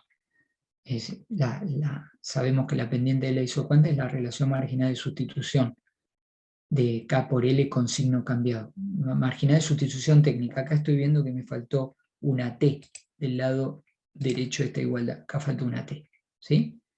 Bien, ahora estoy observando.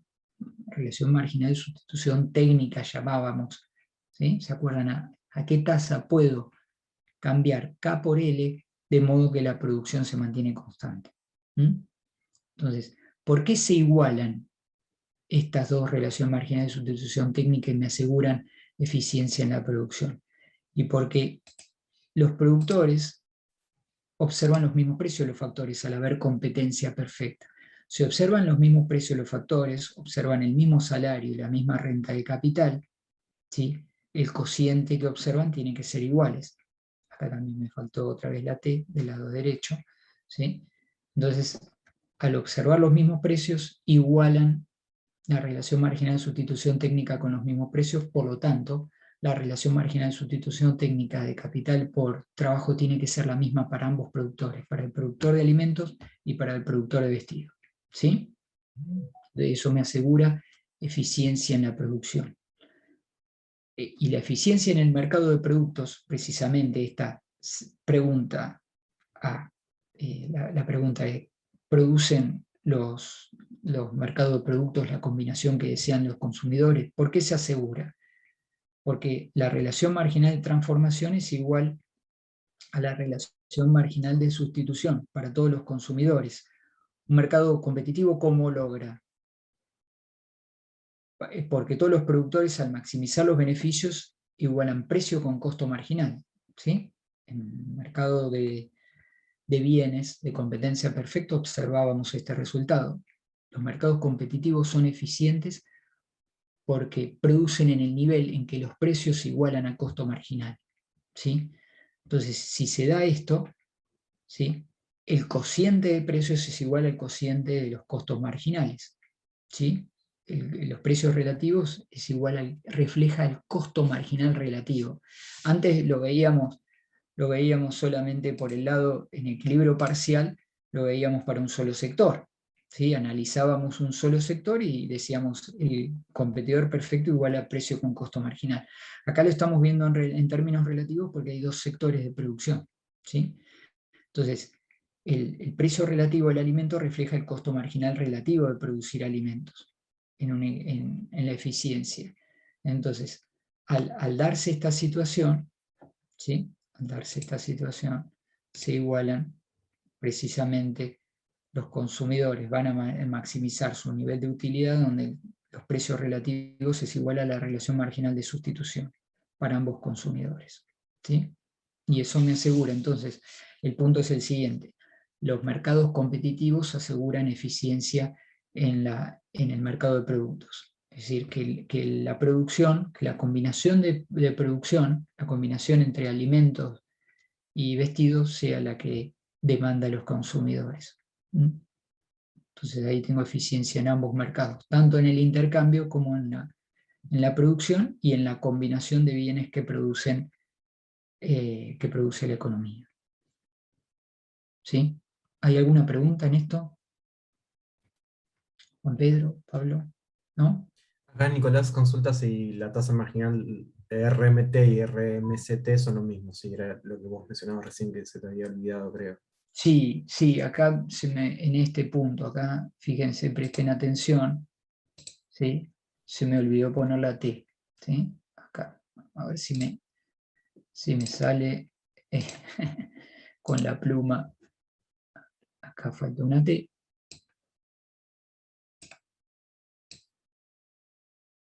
¿Sí? Y acá falta una T. Esto me queda para corregirlo. Hubiera sido capaz al mismo tiempo salir de pantalla de cosas y ponerlo, total es un segundo, ¿sí? ¿Está bien? Pero queda ahí grabado, en la grabación queda eso, ¿sí? Se me olvidó poner ahí. ¿Está? Fíjense que utilizamos todo material y conocimiento de clases anteriores. Se agregan unos pocos conceptos en equilibrio general, pero tienen que tener muy en claro todo lo que vimos antes, ¿sí? Tienen que tener en claro lo que vimos anteriormente, las clases anteriores, ¿sí? En teoría del consumidor, en producción, especialmente, ¿sí? ¿Está bien? Obviamente en mercados competitivos, saber que en un mercado competitivo son eficientes porque el precio iguala al costo marginal, ¿sí? ¿Está? Bueno, si no hay preguntas, hasta acá llegamos con, fíjense que vimos casi todo el capítulo 16, ¿sí? Más lo que agregamos más lo que agregamos de Frank, que es muy similar, insisto, es muy similar a lo que está en Pindyck y Rubenfeld de eficiencia en el intercambio. ¿Estamos? ¿Sí? Voy a buscar la otra presentación. Bien. Y acá está la última parte del capítulo 16. Esperen un segundo que se los comparto. ¿Sí? Ténganme un poquito de paciencia nomás. ¿Sí? Esperen un segundo que me perdí. Ahí vamos. ¿Sí? Ahí está. ¿Sí? Al último tema que vamos a empezar hoy, vamos a terminar la clase que viene. Vamos a ver básicamente fallas de mercado. Vamos a explicar qué son las fallas de mercado y fundamentalmente, bueno, se definen de acuerdo a los tipos de fallas de mercado. Esto está en la última, hay una introducción a falla de mercado en el punto 16.7, ¿sí? Ahí está, dentro de las lecturas está la sección 16.7, ¿por qué fallan los mercados? ¿Sí? ¿Por qué motivos no se puede llegar a la eficiencia? Eso es lo que vamos a ver, ¿sí? Básicamente. Vamos a empezar comentando eso, y después vamos a ver distintos tipos de fallas de mercado. Mercados donde hay problemas de información, ¿sí? Ahí vamos a ver qué es la selección adversa, qué es el riesgo moral, el modelo del principal agente, que los que sigan economía van a ver todos estos temas, ¿sí? Vamos a ver que estos se presentan en determinados tipos de mercado y explica el comportamiento y determinados tipos de solución que se buscan en algunos mercados donde existen este tipo de fallas, ¿sí? Donde básicamente las distintas partes en una transacción tienen distintos niveles de información. Eso produce muchos problemas en algunos mercados. Pues vamos a ver qué son las externalidades, que creo que algo vieron en Introducción a Economía y Bienes Públicos, ¿sí?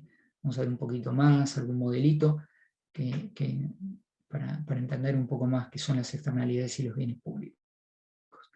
La lectura, el libro de Pindyck y Rubenfeld, el capítulo, como le decía recién, la sección 16.7 y las primeras secciones del capítulo 17, y después le podemos habilitar la nota de clase mía, que escribí ya hace unos años, de Economía de la Información, ¿sí? Pablo después Vemos Sí, ahí la estoy buscando para subirlo. Buenísimo, para subirla, y después el libro de Payijian, yo de otro libro, otro texto, porque por ahí les recomiendo otro tipo de lectura, ¿sí? Para algunos de los temas. Ya el martes que viene se lo voy a especificar mejor, pero quizá para lo que son externalidades, seguramente les voy a dar una lectura del libro de Payijian que creo que se entiende mejor, y ustedes eligen de dónde leerlo, ¿sí? Después, donde les sea más conveniente a ustedes y lo puedan entender mejor, ¿sí? En algunos casos son lecturas alternativas, ¿tá? Ustedes mírenlo y elijan lo que se entienda mejor, ¿está? Bien, ¿está? ¿Alguna pregunta? ¿Hasta acá? No, ninguna. Bueno, falla de mercado van a ver todos los que sigan economía, lo van a ir viendo a lo largo de la carrera, esto es una introducción, ¿sí? La falla de mercado básicamente son un mercado de competencia perfecta que no está regulado, es ineficiente. Los precios básicamente no transmiten señales correctas a los consumidores y a los productores. ¿Por qué se puede producir esto? Entonces ahí es lo que arranca comentando la sección 16.7 del capítulo de Pindig y Rubenfeld. Uno es poder de mercado. ¿Qué pasa cuando hay poder de mercado? ¿Qué pasa cuando uno de los bienes es producido por un monopolista? ¿Sí? Y acá, disculpen la desprolijidad, pero voy a volver a lo que estábamos viendo antes. A ver, un segundo que... Disculpen la desprolijidad, pero vuelvo al... Ahí lo están viendo, ¿sí? De vuelta a la presentación. ¿Qué pasaría nosotros sin el análisis que estábamos viendo acá? ¿Sí? A ver si acá... Un segundo, sí, acá. ¿Qué pasaría si los alimentos son producidos en condiciones monopólicas? ¿Qué pasaría si el alimento es producido en condiciones monopólicas y el vestido en condiciones de competencia perfecta? El precio ¿Qué del pasa alimento acá? sería mayor que el costo marginal, Claro, ¿no? exactamente. Nosotros vimos, ¿se acuerdan? Que cuando en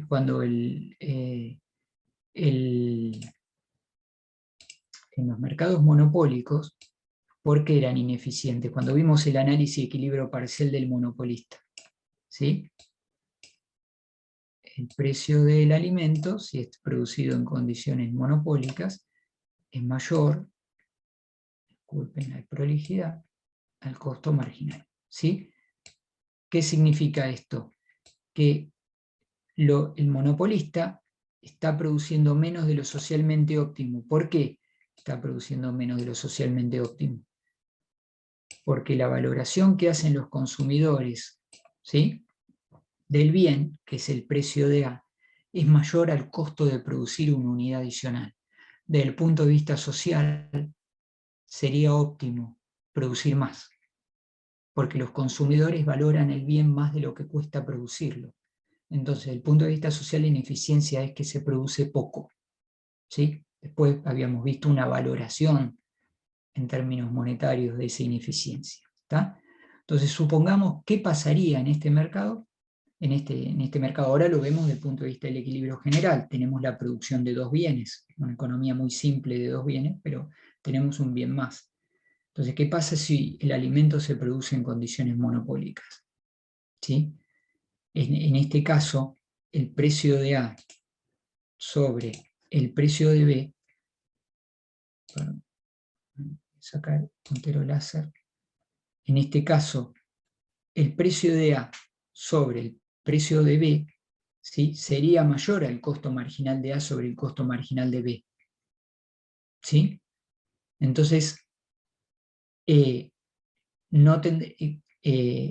la relación marginal de sustitución, en el mismo caso de antes, ¿por qué? ¿Qué problema existiría? Se produciría demasiado poco de alimentos, porque el precio que observarían los consumidores sería el precio relativo de A, sería más alto, sería de 2, supongamos, volvamos al ejemplo anterior, el precio de los alimentos sobre vestidos sería de 2, y el costo marginal de alimentos sobre vestidos sería, por ejemplo, de 1. ¿Sí? Entonces, la relación marginal de sustitución, los consumidores estarían dispuestos a ceder 2 unidades por alimento, valorarían más el alimento, ¿sí?, de lo que cuesta producir una unidad más de alimento. Entonces, se estaría produciendo demasiado poco en la economía de alimentos. ¿Por qué? Porque el alimento se produce en condiciones monopólicas. Esta sería una razón en la economía por las cuales se produciría poco de alimentos. Entonces, desde el punto de vista del consumo sería más eficiente, desde el punto de vista social, producir más alimentos. Pero si la producción de alimentos está en condición de producción monopólica, no se producirían más alimentos. El monopolista no tendría incentivos a producir más alimentos, y eso sería ineficiente. El poder de mercado produciría una ineficiencia. Fíjense que ahora la ineficiencia la estamos viendo desde el punto de vista del equilibrio general. Nosotros, por ejemplo, en el equilibrio parcial decíamos se produce demasiado poco alimentos, ¿sí? Pero no decimos qué pasa con los recursos, con los factores de producción que libera la producción de alimentos. No sabemos si se emplean o no. Acá la diferencia está en que en el equilibrio general todo lo que libera, por producir menos de alimento, todo lo que libera de capital y de trabajo la producción de alimento iría a la producción de vestido. Se estaría produciendo demasiado poco de alimento y por lo tanto la contraparte sería que se está produciendo más de vestido. ¿Sí? ¿Está bien? Pero la ineficiencia vendría por el lado de tener una producción monopólica en la producción de alimentos, ¿sí? Eso llevaría a que se produzca demasiado poco de alimento desde el punto de vista de lo que desea la sociedad, de lo que desean los consumidores. ¿Está? ¿Sí? Esa sería una de las fallas del mercado, el poder de mercado precisamente. El hecho de que un sector esté produciendo en condiciones monopólicas, no en competencia perfecta. Recuerden que por eso dijimos, están todas las condiciones que están bien expresadas en el punto 16.6 para que haya eficiencia en la combinación de productos, tiene que haber competencia perfecta tanto en el mercado de bienes como en el mercado de factores, ¿sí? Cuando hay monopolio en la producción de uno de los bienes, precisamente se produce muy poco de uno de los bienes y ahí está la ineficiencia, ¿sí? Se produce muy poco de alimentos. ¿Está? ¿Sí? ¿Alguna pregunta en relación a eso? Sí, acá, bueno, Tomás e Iñaki hablan de si es conveniente regular al monopolista, porque Bueno, con la ¿sí? idea de compensar la desigualdad entre el precio y el costo marginal. Y sí, ahí sería lo que decíamos antes, si se le pone un precio máximo lo obligás a producir más al monopolista, más de producción de alimentos, ¿sí? Produciría más de alimentos. Lo ideal sería llevarlo al mismo nivel de producción como veíamos antes, la solución para eliminar la pérdida social neta, ¿sí? En equilibrio parcial decíamos ponerle un precio máximo al monopolista y obligarlo a producir en condiciones de competencia perfecta. Esa sería la solución ideal. De ese modo, el precio sería menor y la cantidad producida sería la misma de competencia perfecta. Con eso se corregiría la falla de mercado, ¿sí? Y obviamente también habría, como veíamos en equilibrio parcial, no solo eliminar la ineficiencia, sino también una reasignación de los productores hacia los consumidores. Los consumidores estarían mejor, porque aumentaríamos el excedente del consumidor en relación a la situación monopólica. ¿Recuerdan eso? ¿Sí? ¿Está bien? Bien. Bien, poder de mercado es una, fallas de información es otra. Ahora vamos a ver qué pasa cuando una de las partes en una transacción tiene más información que la otra. Eso es lo que vamos a ver de manera inmediata, ¿sí? Vamos a ver externalidades, ¿sí? Eso ya para la clase que viene. Externalidades, ¿se acuerdan? Que se definía como beneficios o costos que recaen sobre un tercero que no participa directamente de la actividad. Seguramente en la introducción a economía vieron este concepto y vieron el caso de la contaminación, ejemplo típico, ¿sí? Daremos algún otro ejemplo, comentaremos algo más y vamos a ver un pequeño modelo que nos ayude a entender las externalidades. Y bienes públicos, ¿sí? Bienes públicos que cumplían básicamente dos condiciones. No se puede excluir a nadie del consumo de un bien público, ¿sí? Y tenían otra característica que era la no rivalidad en el consumo. El hecho que alguien más disfrute el consumo de ese bien no afecta la utilidad del resto de los consumidores, del resto de las personas que consumen ese bien, ¿sí? Eso era un bien público, tenía esas dos características. Me imagino que eso lo han visto en Introducción en Economía, por lo menos la definición de un bien público, ¿sí? Vamos a ir viendo estos distintos tipos de falla de mercado y por qué la solución no es eficiente cuando se presentan estos tipos de falla de mercado, y en algunos casos veremos también que si el Estado debe intervenir, o a veces el mismo sector privado tiene instrumentos, tiene herramientas para solucionar esta falla de mercado. ¿Qué tipo de soluciones se les encuentra a esta falla de mercado? Ya sea con la participación estatal o no, ¿sí? Hay distintos casos. Entonces, cuando hay información asimétrica, ¿sí? Básicamente, mercado, yo voy a hacer una breve introducción, ¿sí?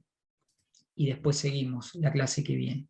Básicamente, cuando hay información asimétrica, una de las partes, en una potencial transacción, una de las partes tiene más información que la otra, ¿sí? Y puede haber tanto características como acciones ocultas.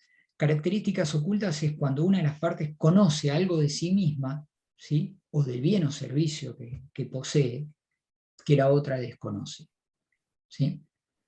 Por ejemplo, si yo voy a contratar un seguro de salud, yo conozco mi estado de salud mejor que la empresa con la cual contrato el seguro, ¿sí? Yo sé si tengo alguna enfermedad preexistente o no. Por eso a veces obligan a las compañías de seguro a hacer una declaración jurada.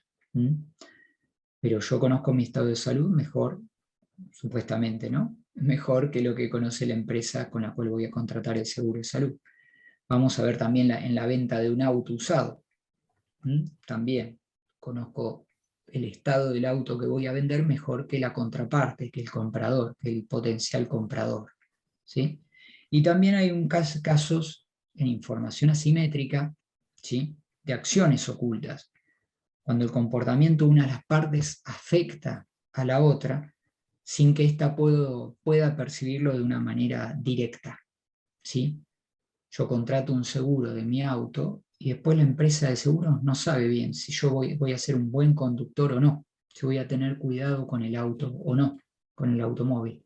O si contrato un seguro de salud, si yo soy cuidadoso con mi salud o no.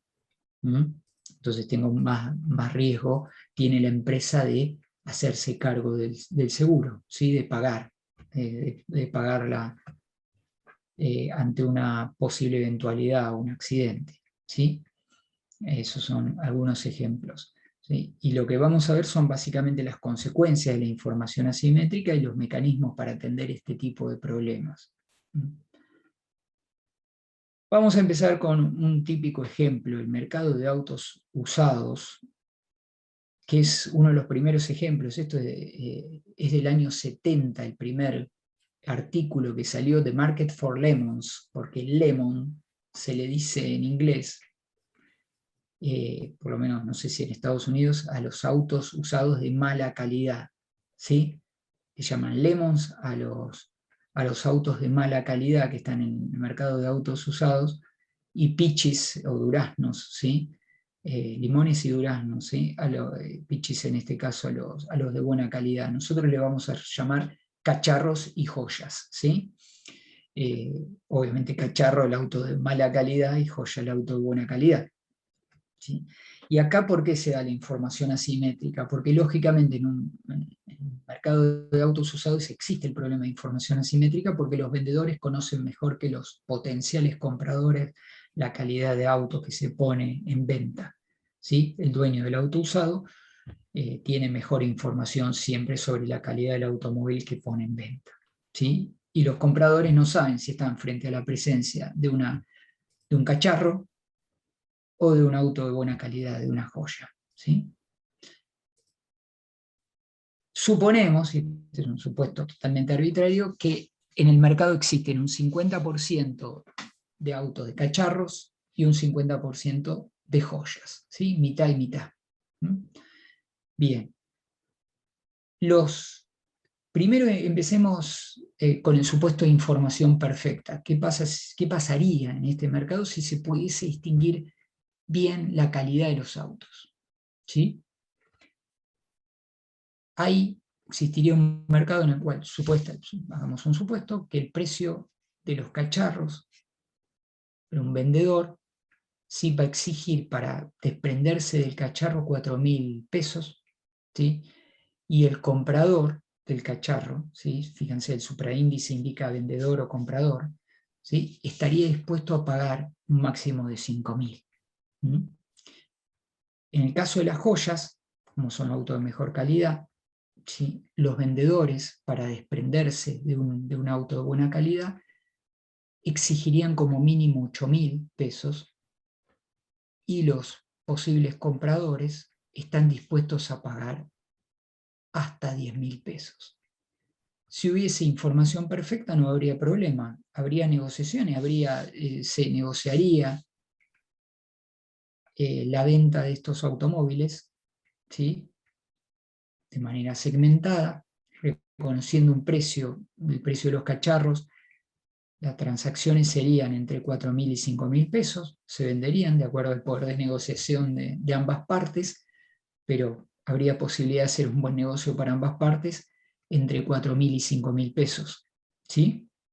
Si fuera 4.500, ambas ganarían de la potencial transacción, porque el vendedor está dispuesto a desprenderse por 4.000. Si le dan 4.500, estaría con 500 más de lo que exige para venderlo, y la parte compradora también estaría dispuesto a poner 5.000, y si lo logra por 4.500 también saldría satisfecha, saldría contenta de la operación.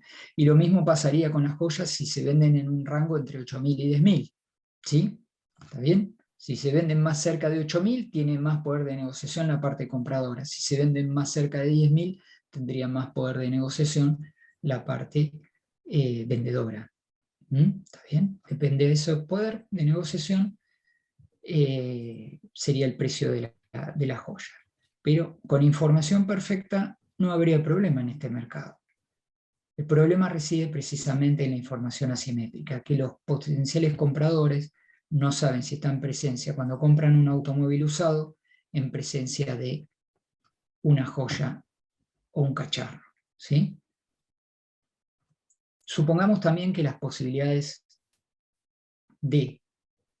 las probabilidades indican también un 50 y 50, sigamos con eso, del estudio que hace el comprador del mercado de autos usados, dicen la posibilidad, cuando yo como no sé qué voy a comprar, las posibilidades de comprar una joya o un cacharro están en 50 y 50. Entonces, ¿cuánto pagaría el comprador ponderando estas probabilidades? Y dice, yo estoy dispuesto a pagar 5.000 por un cacharro y 10.000 por una joya. ¿Sí? Si pondero 50 y 50,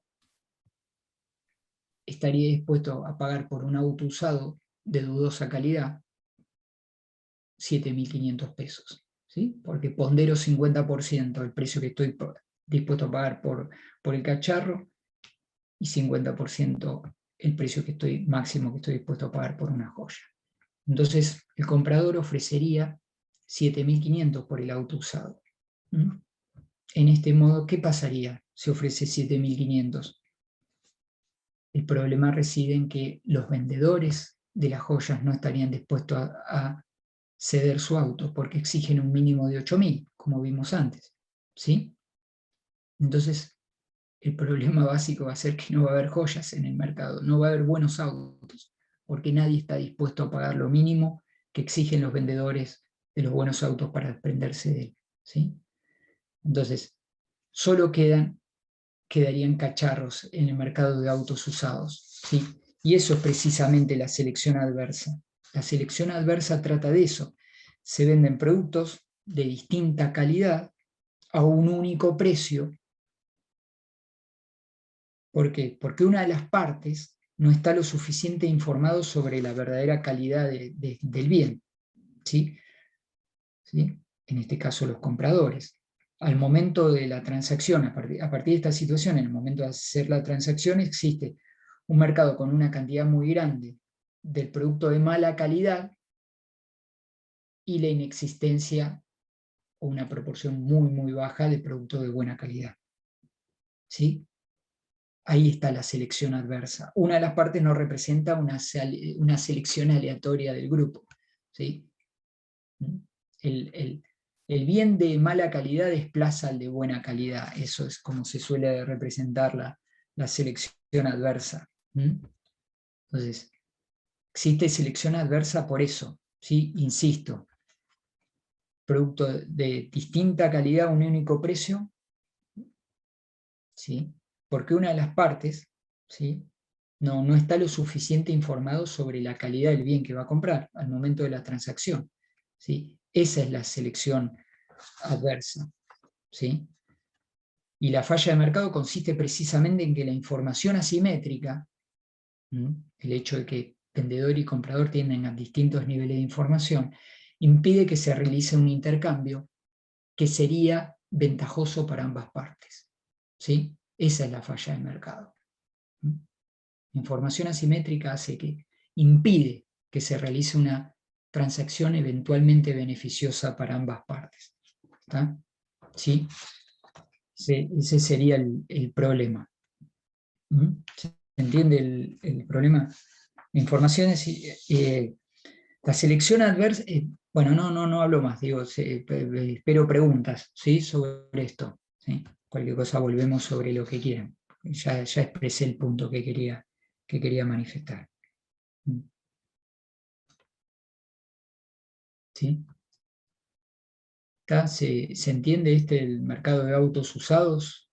Punto central, información asimétrica. El vendedor lógicamente tiene más información que el potencial comprador. ¿Sí? Entonces, eso lleva a...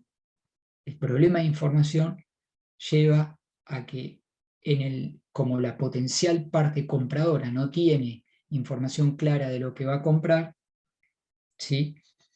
Al momento de la transacción, ofrece un precio que no es ventajoso para los vendedores de las joyas. Eso lleva a que solamente se ofrezcan en el mercado autos de mala calidad. ¿Sí? Entonces, la información asimétrica termina impidiendo que se realice una transacción que podría beneficiar a ambas partes de la transacción. ¿Sí? ¿Está bien? Esa es la falla de mercado.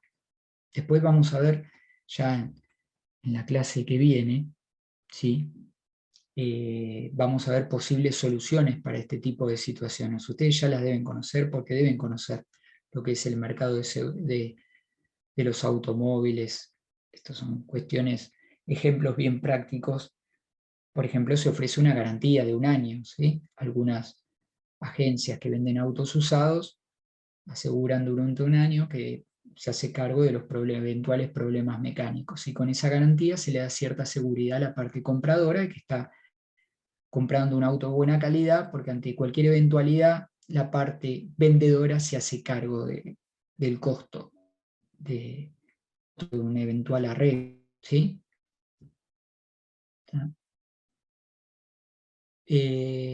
Consultas de lo que vimos en esta segunda mitad, de lo que vimos en la primera mitad. ¿Sí? Ya no sé si hay consultas primero en el chat, y si no... No, en el chat ninguna. Micrófonos. No sé si se perdieron, si están cansados, si no les interesó el tema, si no... Bueno, se Profe, puede ser una mezcla de cosas. Sí, Tomás. ¿Y cómo haces para solucionar una falla de mercado en un mercado como por ejemplo de los autos? ¿Qué es lo que se puede hacer? Bueno, en este caso, lo que se hace en concreto, bueno, mencioné recién, las garantías existen no solo en el mercado de autos usados, sino también con otros tipos de bienes, cuando te lo venden, o la reputación también.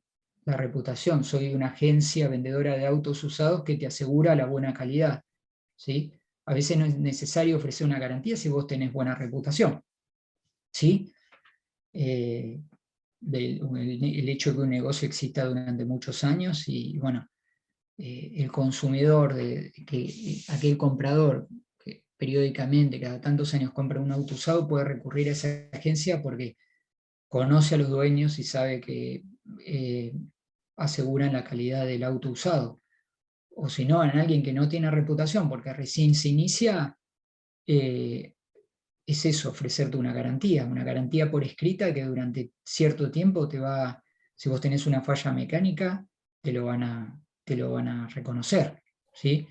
Siempre hay un problema, porque se puede romper de tal manera que siempre hay algunos puntos oscuros en un contrato, nunca es completo y nunca te asegura todas las eventuales contingencias que puedan suceder. Es difícil, pero en la práctica existen este tipo de mecanismos de garantías y reputación, son de los tipos de soluciones de mercado en este tipo de bienes, porque es difícil que en un mercado autousado se meta el Estado, ¿no? No conozco ejemplos de eso. Después vamos a ver que en el tema de seguros es otro tema, porque más delicado, tiene que ver con la salud, y ahí vamos a ver la clase que viene ejemplos donde sí interviene el Estado de alguna manera, ¿sí? Y ha sido una gran discusión, que es el tema de la salud. ¿Sí? Obviamente es un tema mucho más delicado socialmente para una sociedad que el tema de que si a alguien le falla el auto usado, ¿sí? Es un problema casi entre privados, generalmente, ¿sí? Un Bien. ejemplo, Daniel, puede serle el mercado de alquileres de vivienda, donde uno cuando entra en un departamento tiene que firmar un pagaré o una garantía propietaria o algo, ¿no? Claro, ahí hay riesgo moral. Vamos a ver otro, porque ahí hay acciones ocultas. Aquí hay una Claro. característica oculta en el mercado de autos usados, algo que no vemos, ¿sí? Que hace a la calidad del bien que se está ofreciendo. Lo que dice Pablo es un buen ejemplo, me parece más asociado con riesgo moral que decir, bueno, yo le alquilo el departamento a alguien, ¿no? Hay información asimétrica, no sé a quién se lo alquilo. Si me va a destrozar el departamento o si me lo va a cuidar y me lo va a dejar mejor de lo que se lo entrego. Y bueno, ahí está la garantía de dejar un cierto depósito por si ahí se rompe algo, o porque directamente muchas veces con el uso obviamente se marcan las paredes, ¿no? Cualquiera que alquiló sabe este tipo de cuestiones, y bueno, se cubre con eso, ¿sí? Pero nada más que nada en el comportamiento, ahí hay, bueno, el riesgo moral, después lo vamos a definir bien, que tiene que ver con el comportamiento a partir del contrato que firmo, ¿no? Que también existen los seguros de salud, vamos a ver, seguros contra incendio, también, riesgo moral tiene que ver con eso, que están presentes en muchos modelos en economía, están presentes estas características que estamos dando, que tienen que ver con... La clase que viene será consulta o también daremos contenido. Joaquín, damos contenido nuevo, ¿sí? Para todos, todas, damos contenido nuevo. Voy a terminar con fallas de mercado, con estos problemas de información, con externalidades y bienes públicos, y clase de consulta también, ¿sí? Sí, perfecto. Un rato para terminar con el tema y otro para clase de consulta, ¿sí? Bien, no sé, otro tipo de preguntas de lo que vimos. Una pregunta, profe. Después del Sí, parcial no hay más clases de teoría, ¿no? no, nos Buenísimo. juntamos, yo creo que tengo la idea de juntarnos, después le decimos bien, pero el 30 podríamos juntarnos, no, por ahí no tan temprano, a las 8, no hace falta. Por ahí hay los que tengan consultas, también podemos hacer consultas para el coloquio, ¿sí? Y bueno, responder consultas del parcial, ¿sí? Podemos aprovechar el 30 a las 8 de la mañana, ya podemos quedar, ¿no, Pablo? Sí. El 30 a las 8 de la mañana entregar las notas. Bueno, las notas las vamos a entregar antes, vamos a tratar de publicarlas antes, obviamente antes de esa clase. Vamos a hacer un esfuerzo, vamos a ver si llegamos, pero bueno, la idea es sí, llegar a hablar del parcial por ahí podemos responder consultas para el coloquio también, ¿sí? O consultas que tengan, y ya para el 7, quedamos el 7, a todo el mundo le viene bien el 7 para el coloquio, parece bien la fecha, ¿sí? Quedamos en esa fecha, ¿está bien? ¿Sí? Entonces el Sí, coloquio va a profe, ser, tranqui. Creo que es bueno. perfecto. Bueno, me alegro. Nosotros no tenemos, yo particularmente no tengo demasiado problema con las fechas, pero creo que está bien porque Si lo ponemos antes, por ahí es demasiado pegado a las notas del parcial, no sé, bueno, ya está, queda el 7. El 7 entonces, bueno, después charlamos mejor si quieren del coloquio, pero va a ser teórico-práctico, y va a ser de equilibrio general y de todo lo que no entra en el segundo parcial, ¿sí? De todo lo que estamos viendo ahora de fallas de mercado. ¿Está? ¿Sí? Pablo, ¿algo que me esté olvidando importante? No, recuerden que este fin de semana tienen la última evaluación de seguimiento, que se retrajo práctico número 7 y número 8. Claro. Eso viene bien como práctica, independientemente que ya hayan cumplido con el requisito de las 4, de aprobar 4 de las evaluaciones, creo que les viene bien como práctica también para el parcial, Sí. ¿no? Recomendamos hacer esos ejercicios. Y después, bueno, obviamente ya terminaron los test de lectura, ya seleccionan los 3 mejores, tienen que aprobar 3, aprobar significa 4 más. Del promedio de esos test de lectura, no me acuerdo cuál era la ponderación, pero se pondera Creo para que la nota. 0,25 me parece. 0,25, Sí. ¿sí? El promedio de esos test de lectura se multiplica por 0,25 y se suma a la nota final, ¿está bien? ¿Sí? Sí, después como el promedio de los parciales se multiplica por no me acuerdo cuánto. Creo que 0,5 en ese caso. 0,5 y después queda el coloquio por El coloquio. 0,25 también. El coloquio 0,25, ¿no? Sí, también. ¿Sí? Pondera lo mismo que un parcial. Solamente que es el promedio de las notas del parcial el que pondera 0,50. ¿Sí? ¿Está bien? Sí. Bueno, pues lo vemos. Buenísimo, profe. Bueno, nos Bueno, vemos. Nos Tomás estamos viendo la Cerretti. semana que viene. A ver si- Bien, sí. bueno, sí, No, sí. es presencial la semana que viene. Me voy a hacer un esfuerzo. Bueno, vas a hacer un esfuerzo, vos venís de un poco Me más tengo que- lejos. me tengo que levantar Bueno. 5:30, así que, profe, Bueno, pero ya es de día, ya es de día. Yo Ah. cuando doy clase presencial, yo me levanto a las 5.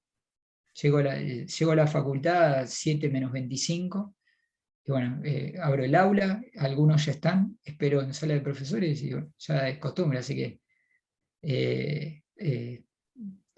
la ventaja de esto de lo presencial es yo ahora me levanto a las 6 en lugar de las, perdón, de las virtuales me levanto a las 6 en lugar de las 5, pero bueno, un esfuercito, ya es de día, cambia. Eso, No es lo aparte mismo eso. que en agosto te puedo asegurar que levantarse a las 5, No, Más complicado, ir hasta sí. la facultad, un día de lluvia es más costoso, ahora no cuesta tanto. Así que bueno, valoro el esfuerzo igual de los que puedan ir, y bueno, esperemos aprovecharlo bien, ¿sí? Solo hay que llevar la declaración jurada, me pregunta Mauricio, yo creo que sí, nada más. Declaración jurada es el único requisito para entrar y van directamente al aula 004, que es entrepiso, ¿sí? Y entran por 48 los alumnos, ¿sí? Por la entrada de 48 sobre 6, las dos entradas están sobre calle 6, ¿sí? ¿Está bien? Y ahí de la de 48 hay una escalera que nos lleva al entrepiso, que Claro. está... Entran por 48, la escalerita está inmediatamente a la izquierda y suben, el primer piso que suben por escalera, ¿sí? El primer piso, ahí se meten y siguen un pasillo y ahí van a tener a la izquierda la entrada del aula, buscan la 004. Sí, la ¿Sí? primera aula era 006, más al fondo la 005 y más al fondo la 004. Claro. Ahí hay que ir yendo hacia 47. Exacto, van para el lado 47. ¿Sí? Se van a ubicar, no es tan complicado, ¿sí? Bueno, consulta, yo me quedo hasta que se vayan último Estamos de viendo. ustedes. Saludos, Pablo. Bueno, nos Bueno. vemos, Tomás. Nos vemos, Tomás. Nos Nos vemos. el jueves. Chau, que anden bien.